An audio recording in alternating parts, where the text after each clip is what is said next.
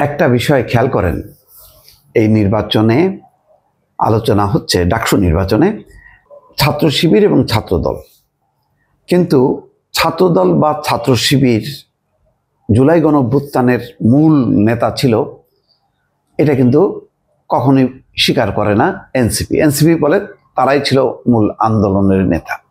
তো তাদের বেসটা কি? শিক্ষার্থী এবং তরুণ। কিন্তু এই নির্বাচনে তাদের অবস্থাটা কি দেখেন, এই নির্বাচনের মধ্য দিয়ে কিন্তু আসলে এনসিপি নাই হয়ে গেছে। কিভাবে? তাদের একটা প্যানেল ছিল গণতান্ত্রিক ছাত্র সংগঠন এনসিপির, এবং সেখানে আব্দুল কাদের বিপি প্রার্থী 1000 আর বাকের মজুমদার জিএস প্রার্থী 2000 পাইছে। মানে কোনো প্রতিদ্বন্দ্বিতার মধ্যেই নাই।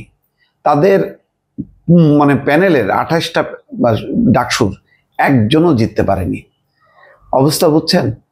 এক বছরের মাথায় যারা এত বড় গণঅভ্যুত্থানের নেতৃত্ব দিল এবং ঢাকা বিশ্ববিদ্যালয়ের ভূমিতে, সেই ঢাকা বিশ্ববিদ্যালয়ের একটা পদও নির্বাচনের মাধ্যমে জোটেনি।